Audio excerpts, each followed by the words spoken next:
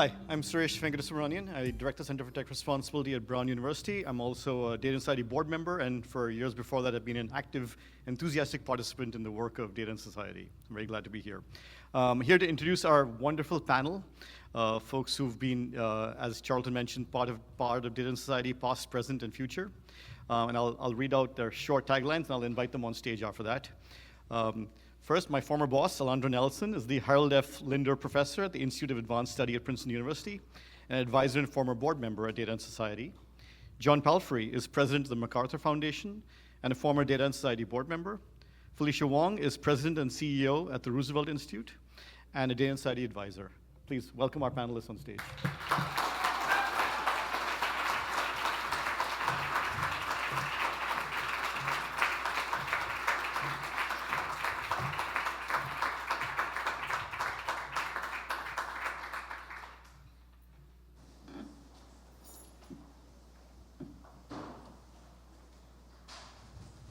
All right, so grab your mics. Yes, good. So this is going to be a short and quick panel. I'm going to have two questions, and we're just going to riff. Or you're going to riff. I'm just going to watch the fun. So the first question is about sort of reflecting on Data and Society. It was founded as a research institute, as Dana said. It was grounded in qualitative work in the social sciences, and it was founded with big ambitions to put all the knowledge, all the research to work to make change in the world, in policy making, in media. But this path, going from research to policy, is something all of you have wrestled with over the years. And it's not an obvious path, it's not easy. And I think it's something we're still grappling with. So I guess the question is, what do you see as the levers of change? Alondra, would you like to go first? Okay, I'm not going to answer that question right away. Me either. Good evening, everyone. I have Dana things to say to begin. So, and I'll get to the policy thing, and I'll be quick. So, I think I met Dana 15 years ago, and I think it was in around 2012, 13. Folks are here that remember Josh, Alice, others. Dana had started this book group, and we would meet fairly regularly in this book club. And Dana still does things like this virtually, but would bring together people to think together and to have conversation.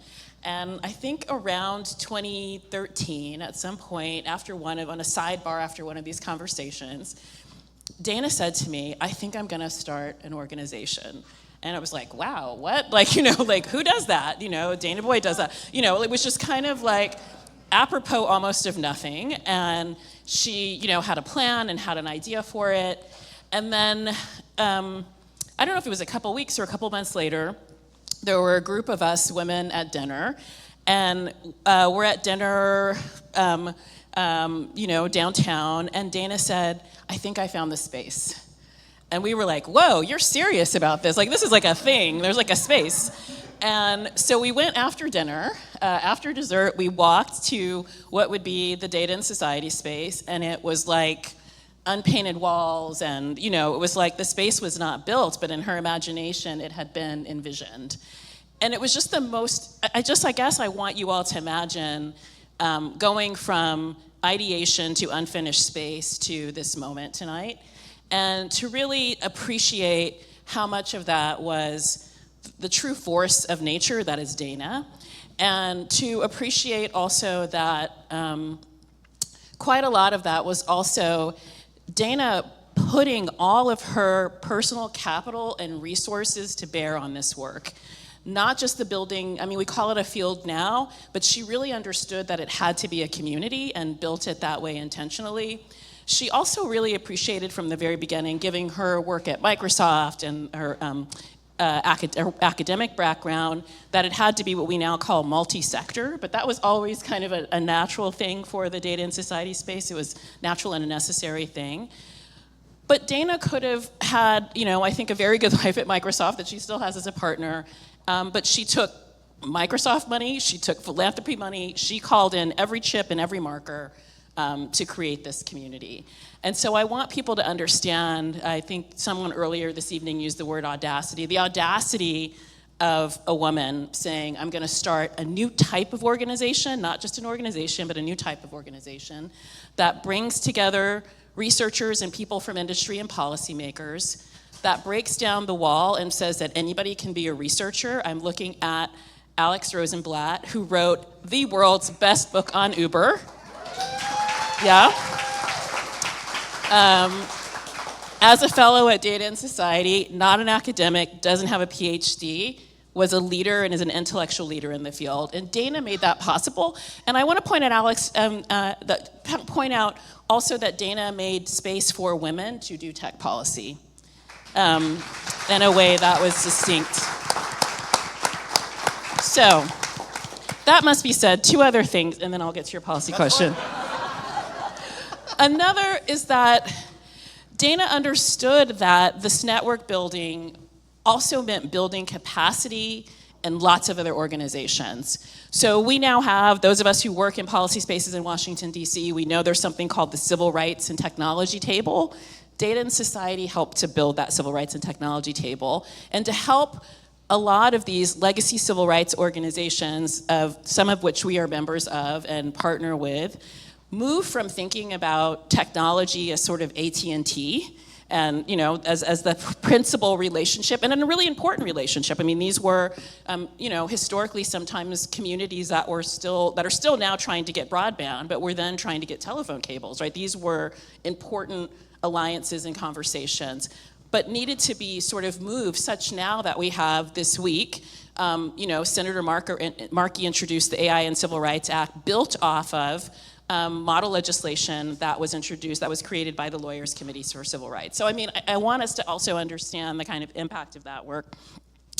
And then the last thing I'll say, and I'll say a bit about policy, and then I'll allow my colleagues to speak, is that, I know I'm going on too long, is that this organization starts formally in 2014. It's also in 2014 that Data and Society and Dana are asked to partner with the Obama administration to begin a set of conversations about what was then called big data in society. So you have an organization that's literally, not only in its first year, but in its first months, being entrusted with national level policy conversations because it was clear that Dana was creating a new and necessary space that did not yet exist. And so I also want to say, that the people trusted Dana and what she was building very early on to sort of steer national conversations in a new way and give them a different framing and a different shape.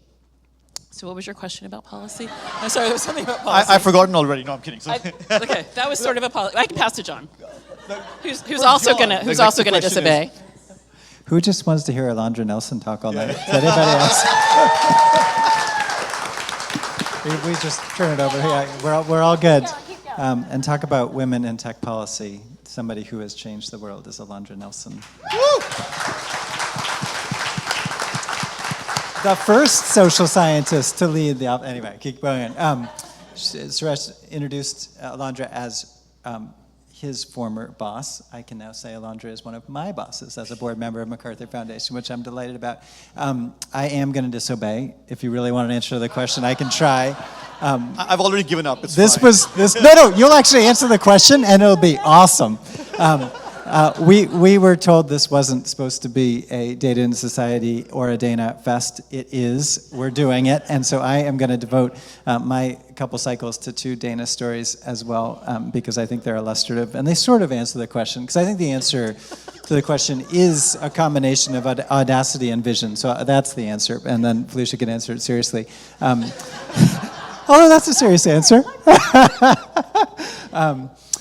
So story number one about Dana, this was, 2006-ish, and I was working at Berkman Center with this amazing group of fun people thinking about these things, but really a bunch of lawyers, and we were lucky that we had some people like Ethan Zuckerman and Catherine Bracey and others who are here in this room who are trained otherwise, but it was a pretty staid and pretty homogeneous group, I will admit, and we were interested in some things, looking around for how we could break things open and so forth. And I was interested particularly in youth and technology at that time. And I looked around the world and said, who is studying youth and technology and did that work that you can do in academia, and just read a ton of stuff. And the answer just kept coming back with the same answer, Dana Boyd, Dana Boyd, Dana Boyd.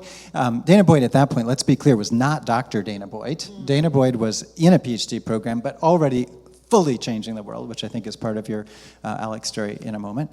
And she was, when approached, I think by me, in a conversation to become a fellow at Berkman Center, she said, join the Island of Misfit Tours, of course I'm in. So anyway, she jumped into the mix. And the first thing that, in a way, we ended up doing together was something called the Internet Safety Technical Task Force. This was 49 state attorneys general, and I think it was Texas that was not, right? But in any event, go figure. And it turned out to be sort of a setup. It was kind of complicated. Don't need to go into all the detail. But it was a combination of technology companies, researchers, and so forth. And it seemed like the people who had started it had put us up to coming up with an answer, was that kids needed to have driver's licenses before they went on the internet. That was sort of the premise. But remember, this is like MySpace time and Facebook and others kind of early on. And so we did all this research, and we came out with the answer that there are all these things we can do to keep kids safe, and we absolutely should be, kids first and all the rest, but a driver's license was not among those particular things that we ought to do. And Dana, of course, had corralled the research and so forth. And Dana and I were on a call with unnamed attorneys general and their staff, who pounded the table when we said, no, we were going to recommend some other stuff. And they were furious, really mad. And the senior staff person to this one attorney general said, I don't care what the data say, find new data! And here I am with Dana Boyd, and we are staring down these guys. Anyway, I was so glad that it was Dana who was the one who was standing for all of research and all of social science. We did not find new data, as you can imagine. We were persona non grata, still are, with those leaders. Anyway, that was one of the introduction, just like backbone, vision, clarity, network. That was number one. Number two story on Dana on this was being able to be part of the founding board, as Alondra was, and being in this incredible group. Such a joy to see, and then to see what it's become, and just have a few minutes there with the group. And there was a point at which we had to draw straws and roll off and so forth. In the spirit of good governance, I was rolling off first as a board member, and I loved the conversation. We were talking about who would join next. And I was rolling off, and there was a conversation, do we need another token white male cis, whatever guy? And everybody said, no, actually we don't. But it might be okay to have a lawyer. Anyway, I knew that this was it was actually a true story. Anyway, I think part of it is, how do you set the table? What does the room look like? Who is involved? How do you do it? And what is the backbone with which you carry out the work? Great. I'm getting word from the organizers that the first person to actually answer the question will get a free drink afterwards. So, Felicia. Can you hear me? I think I might actually have to answer the question, because I just don't have as many Dana stories. But I will say that Data and Society, as a force in New York research, think tank, social change life, and the Roosevelt Institute, which I run, which is also in New York and does think tank, social change kind of stuff. We have often run into each other, obviously now. Thanks to Janet, I am more formally part of the Data and Society Network, but I do remember that sort of empty, cavernous space, because I was in, Dana, you invited me to a meeting, it must have been in like 14 or, I don't know, whenever the space was still very empty, to talk about labor, algorithms, and the economy. And, I learned about ghost work, and I learned, I think Michelle Miller might have been there. But at any rate, I have always admired the way that you saw that the research, tech research, but just research, frankly, economic research, it just has to start with people. Has to start with people, has to start with relationships. And by the way, I know we're all nerds, but even nerds occasionally like a glass of wine and a good party, and so you've got to do that to make the research real and meaningful. So anyway, I have always, I think there's a fan here. No, it's good. I'm good. Anyway, so I have that's my slim Dana story. I still remember that meeting. I still remember learning about ghost work. So I am going to answer the question, though, Suresh, because otherwise I'll have nothing else to say. So you asked about how you go from research to policy, levers of change, theories of change. You didn't say theories of change, but you could have. And one thing I just want to put on the table, I have always so admired Data and Society's approach that is It's about rights. It's about a Bill of Rights. It's about human rights. And that is absolutely fundamental to, you all know this, that's why you're in this room. But I want to put another lever of change, another set of lenses on the table, which is the lens of our political economy, right? Because, and Michelle sort of alluded to this, but the political economy into which a big new technology is born or socialized or frighteningly commercialized, that political economy really shapes what happens to the technology. And by political economy, I mean the common sense for who gets to own stuff, who gets to govern stuff, who gets to decide on those things. And our political economies obviously shift. If AI had come of age in a very different time in our history, it might already, even in its relatively, young development, it might already look pretty different. I think a lot about nuclear technology. I know you do too, the nuclear era. It matters that nuclear technology came of age in the FDR era. It matters. We got a highly regulated, highly militarized system because it also obviously came of age during World War II, but we ended up with Los Alamos, we ended up with the Manhattan Project, but we ended up with a highly, highly, highly regulated system. So that was nuclear technology, right? The internet came of age 50 years later in the Clinton-Gingrich era. Clinton talked about a bridge to the 21st century, but instead we got endless digital ads, we got data extraction. It was not inevitable that, ads had to be the model for driving, but, ask Newt Gingrich and that's what you get. Obviously we're still living with that. And so today, AI is coming of age in what I think of as an interregnum, right? The old, the days of what's good for free enterprise is good for America, those days are over. You can't legitimately say that with a straight face and just believe that whatever the market is going to do is going to be good for human beings. You cannot, and for workers. You can't say that anymore. But what comes next is very, very unclear. And so a huge technology coming of age in this interregnum, it is totally unclear the mindset within which we are going to even make choices about governing AI. So, you could have a nuclear regulatory model where the default answer is no. You could have a bank regulation model. We know that banks have a lot of power and they can be pretty dangerous. We've seen that. Well, the bank regulation model isn't an automatic no, but regulators go to banks. They act as auditors. They sit there. They go through the books. They go through stress tests. That's how we regulate banks. You could have an FDA model where companies have to apply for a license before they're allowed to sell something to the public. I could go on, but the point is we have to think about how we're thinking about the problem, in addition to thinking about in order to think about what it means to be human-centered. So that is what I will offer in the actual sort of one policy put one policy lever on the table. That's great, and I think I want to riff on that a little bit for the next question, really. This point of the interregnum, the idea that we're in a place where it is ambiguous and unknown, and the future is sort of cloudy. So then if we are back here in 10 more years, right, at Data Society's 20th anniversary, and we're now talking about what's happening next in the next 10 years, and I was thinking about, Ranjit's point earlier about choices, and others have talked about how we construct the world out of choices we make. It's not something that just happens to us. Where are the buttons we should be pushing now? What are the choices we need to be making now so in 10 years we're in a place we want to be, as opposed to a place that maybe we didn't want to be and then we're regretting 10 years from now? So I'll just throw it out to the group in any order. Anyone would like to start?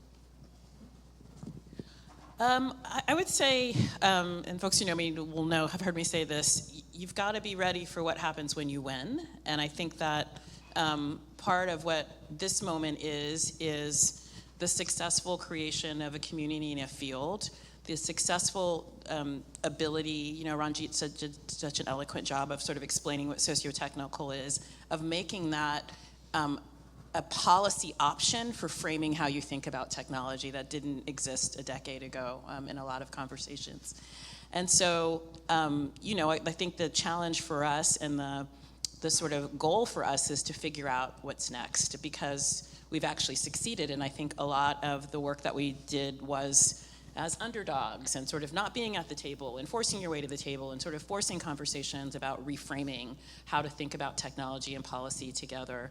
And so I actually think this interregnum is very much a back to the woodshed moment. And I think it is a moment in which we have to imagine resistance. I mean, there is actual resistance, but I think a lot of the creativity and innovation and ideation came out of an actual sense of resistance, whether that was sort of people not seeing the world in the way that you did, or administrations that had a different kind of agenda and vision for technology. And so I think we need to, it's not so much about buttons and levers. I think that we have, if we think about President Biden's executive order on AI, there's a lot of tools in there that people here have worked to help manifest: auditing and red teaming and risk assessments and those sorts of things that you helped as a co-founder of FACT to sort of bring to the world as a legitimate way of thinking about these things. So I think it's really a time right now for kind of wild visions, kind of totally moving the Overton window, and not just moving from socio-technical to the worlds we want. If AI is a powerful and transformative new technology, what do we want it to look like at its best? Or maybe we don't want it to look like, whatever that is. I think we really need to be able to offer that and fully formed strategies and narratives that we don't yet have. One of the things I often say is that in the AI space is, as speculative as it is, and for people to say AGI is coming and the robots are coming, it's equally speculative to say AI is going to end educational inequality. And the challenge is if we want, or it's going to cure cancer. There's on both sides, it's complete speculation, because we've not yet created pathways or plans or the constraints or the renewable energy pathways, all the things you might need to sort of make those things possible. And so I think to get to a next 10 years that, to still be around in 10 years, I guess, is in part an exercise of ideation that's about whole world making, about the rightful place of these tools, whether or not we want them there, and what those worlds look like. Would you like to go next? Sure. I think you are so right, Alondra, that, what's next after you win? What's next after you have created a community that sees itself as such and wants to do more? I think, and you're doing this in an interregnum. I mean, interregnums are times when wild imagination is actually possible because the rules are entirely unclear. So this is a time where more winning is possible, but that is going to take a lot of courage because I also think we're at a time, obviously we're on the eve of an election, someone else will be president at some point in 39 days, maybe, in the near future, foreseeable future. And that means a lot of people are going to get a lot of policy jobs, right? A lot of people are going to get a lot of policy jobs. And now when you all have created a kind of new common sense that human beings ought to be central to thinking about technology, I really hope that the Roosevelt Institute has helped create a new common sense where human beings and workers should be central to the economy. But this means that there are a lot of jobs, obviously OSTP jobs, obviously NIST jobs, jobs that are, actually technology jobs, where we should get a lot of great people from the, from this room should think about those kinds of jobs. But there are also other jobs that you wouldn't think to contest for, but you could now. What about jobs in the Treasury Department? Definitely jobs in the Commerce Department. What about jobs in the National Economic Council? What about jobs at the Domestic Policy Council? What about jobs at OMB?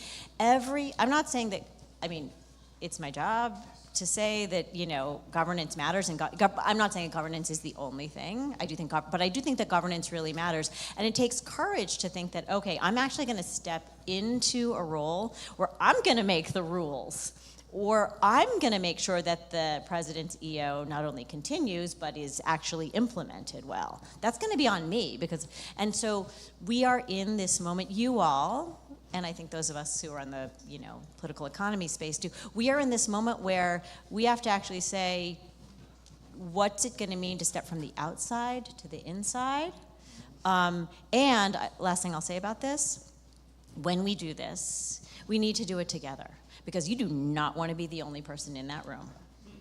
You do not, you want to, if you're at the, Department of Treasury, well, actually, if you're at the Department of Labor, you better have an ally at Treasury. If you are at the Domestic Policy Council, you better have 3 allies at the National Economic Council. You better have people who understand that your budget matters, that your hiring authority matters. So this is kind of a time to go all in. No matter what happens in this election, now is a time where someone's going to write the rules, and it might as well be the people in this room. Hear, hear. I'll be really, that's so good. I'll be super brief and actually try to answer the question this time about where we are 10 years from now. I would submit that I'm among those naive people that 25 years ago thought technology could broadly be a force for good toward the kind of multiracial democracy I want to live in. And I don't think it, roughly speaking, has been. I thought the internet was going to be a library. Well, it did that yeah.